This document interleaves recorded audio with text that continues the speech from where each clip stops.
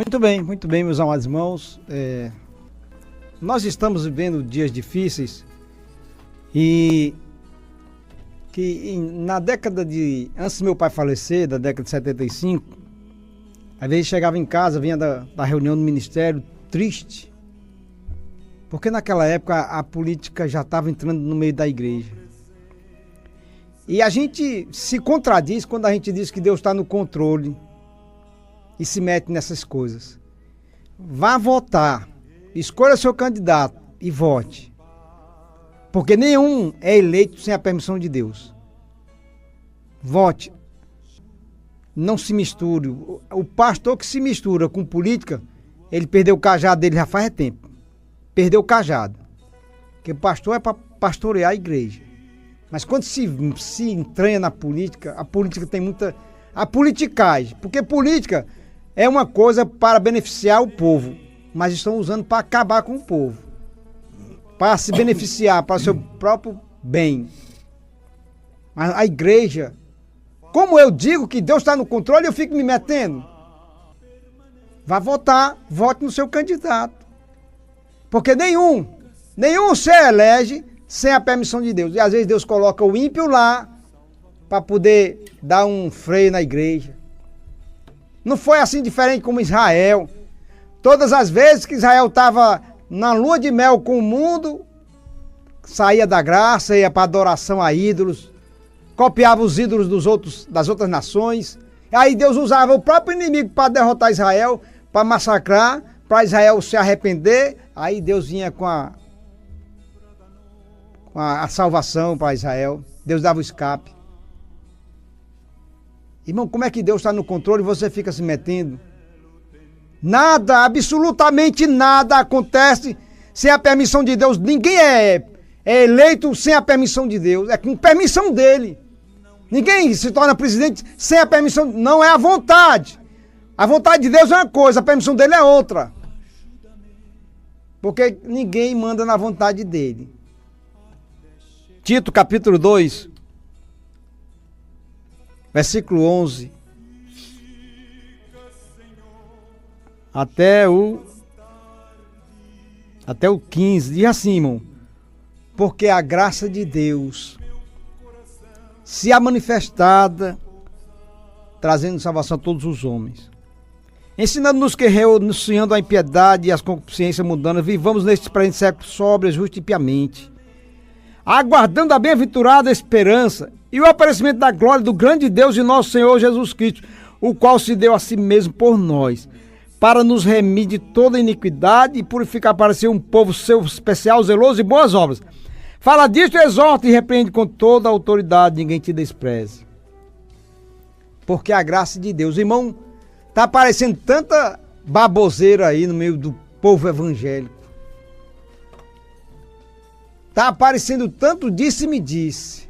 E estão inventando tanta coisa. E você está sendo enganado. Porque o que você mais precisa não é de uma conta bancária gorda. Não, isso aí é uma coisa que a gente precisa. Mas o que mais você precisa é da graça de Deus na sua vida. E foi ela que se manifestou. Porque a lei não transformava vidas. As pessoas viviam por causa da lei. Fazia aquilo por obrigação, porque tinha que fazer. Mas a graça nos dá liberdade de fazer com alegria. Foi a graça de Deus que nos redimiu. Foi através dessa palavra que Jesus trouxe. Olha, a lei, irmão, nos prendia. Nós estávamos debaixo da lei. E ele veio, nos libertou, trazendo a graça. Você agora não é por obrigação. A lei é uma obrigação. Você precisa andar na linha. Hoje, nós vivemos na dispensação da graça. É liberdade. Eu escolho servir a Deus ou não. Porque a graça de Deus se há manifestado, foi revelada. Veio ao nosso meio e trouxe mudanças na nossa vida. trazendo salvação a todos. Porque a lei não trazia salvação. E ninguém seria salvo pela lei, porque se fosse, Jesus não teria vindo ao mundo e pagar um preço caro lá na cruz do Calvário. A lei ela teve começo e teve fim. O fim da lei é Cristo para aqueles que creem. Aí alguém, não é a lei das ordenanças, é toda a lei. Porque um grande mandamento vos dou: amar a Deus sobre todas as coisas e ao próximo como a ti mesmo. A revelação da graça nos trouxe libertação, nos deu a direção divina do Espírito Santo. Me diga alguém que andava na lei e era batizado com o Espírito Santo e recebeu o Espírito Santo da vida? Nenhum!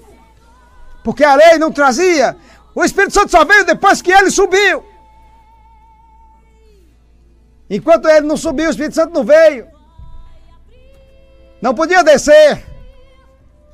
Porque a missão dele era uma. A missão do Espírito Santo é adornar a igreja, é preparar a igreja para ir ao encontro. Quem vai levar a igreja é o Espírito Santo até a presença dele nos ares. Porque a graça de Deus e o que tem se manifestado dentro das igrejas hoje é muita baboseira, é muita invenção, é muita meninice, é muita falta de temor a Deus. O que tem acontecido hoje, cada um profetiza o que quer, faz o que quer, inventa o que quer, mas não é na invenção. Paulo manda aqui, nosso culto seja na renovação do entendimento. Preste atenção no que você está fazendo, ou o que estão fazendo com você. Porque Deus tem pressa, tem não. Deus não tem pressa de nada. Tudo que Ele faz é no momento exato, é no tempo dele, não é no meu nem no seu. Só tem pressa quem não tem como fazer as coisas. Por que Ele não tem pressa? Porque Ele faz na hora que Ele quer, da forma que Ele quer, do jeito que Ele quer, quando Ele quer. Eu posso orar para Deus curar alguém, mas Ele cura se Ele quiser. E Ele pode curar mesmo que eu não ore. Ele não depende da minha fé para Ele fazer milagre. Mas eu preciso da fé para que o milagre aconteça na minha vida. Mas embora você não creia, Ele faz. Quem é que vai impedir? Porque a graça de Deus se ha manifestado, trazendo salvação a todos os homens. Não, você não nasceu merecedor de salvação. Não é por seus méritos, porque você é um cara inteligente, porque você dá esmola, fazer igual o rico. Aí eu, Senhor, o que eu tenho que fazer para herdar a vida eterna? Rapaz, tu sabe, rapaz, eu faço isso aí desde criança. Eu dou esmola, eu dou dízimo, eu sou honesto, vende tudo. Jesus não queria que ele vendesse, mas o amor dele, o coração dele estava na riqueza, nos bens materiais. E tem uma igreja aí que diz que filho de Deus não pode ser pobre. Isso é uma mentira. Na verdade, filho de Deus não é pobre, não. Nós somos ricos da graça de Deus. Ensinando-nos. A graça de Deus, irmão, ela vem nos ensinar. A ensinar o quê, meu irmão? Ensinar que nós devemos renunciar o mundo.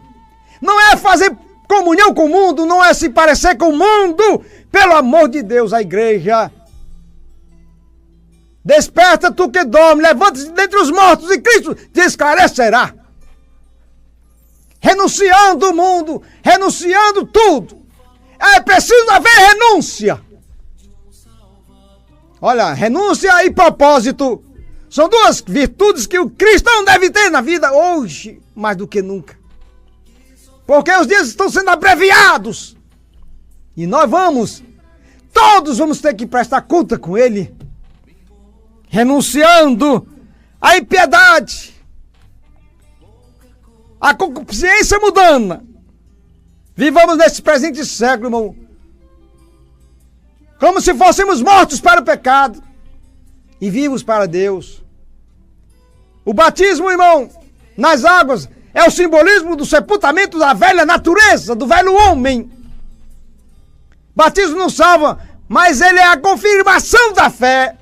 Porque aquele que crê em Jesus Cristo, que aceita Jesus Cristo como seu Salvador, ele sente desejo de se batizar. É uma coisa assim, que ninguém obriga.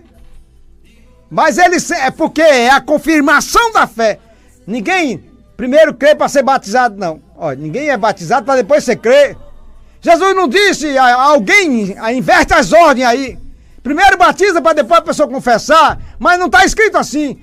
Jesus, quem crê e for batizado, quem crê primeiro crê e for batizado será salvo, porém quem não crê está condenado.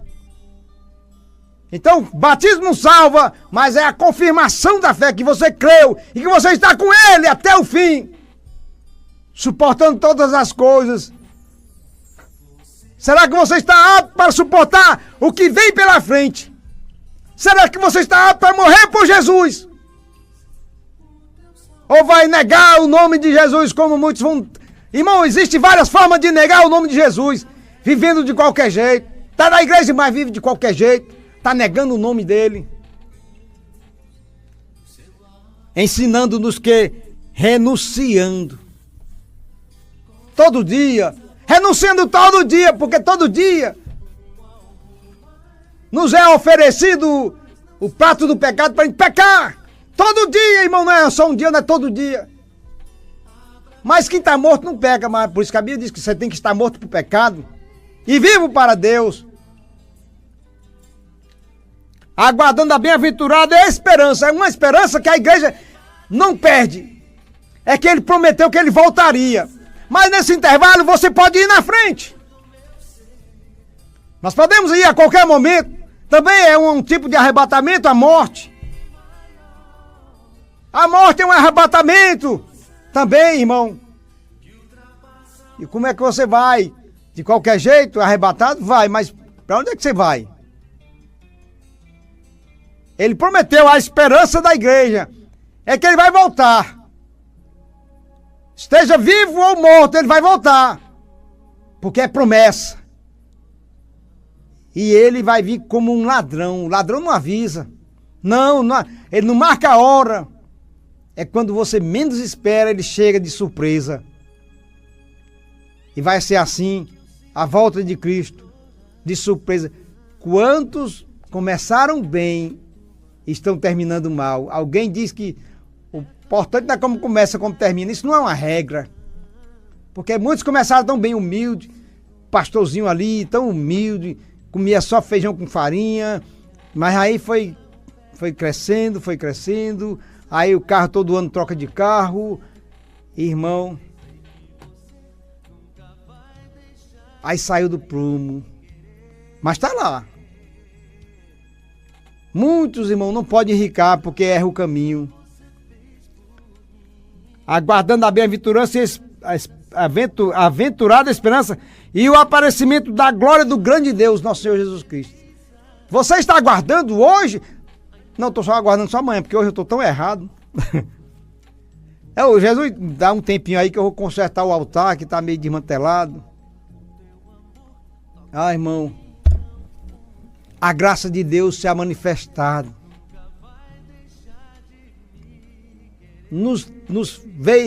Abriu os nossos olhos. E se nós não mudarmos nosso modo de viver, não procurar nos separar dessas coisas mundanas, a ser diferente, porque a igreja precisa ser diferente do mundo. Mas o modismo está entrando dentro da igreja, irmão. O modismo e a tecnologia, daqui uns dias, não vai mais levar a Bíblia para a igreja, não, nem harpa. Até porque a harpa quase não se canta mais os hinos da harpa. Tem o data show lá, aí lê pelo data show, não precisa nem abrir a Bíblia. Os louvores é pelo data show. Daqui um dia até os tocadores vão perder o emprego na igreja. Vão comprar já os instrumentos, já um aparelho que toque sozinho. Mas a graça de Deus, ela veio trazendo salvação. E você não compra a salvação. Não é teus méritos, não é o teu curso de teologia, nem a tua faculdade, não é porque tu é rico, é bonito. Irmão, quantos ricos erram o caminho por causa da riqueza? Porque ele compra tudo. A mulher que quiser, o carro que quiser, a casa que quiser. Mas não compra a salvação. Porque a graça de Deus se há manifestado, trazendo salvação a todos. Quer ir para o céu? Aceita Jesus Cristo como teu Salvador. Amém.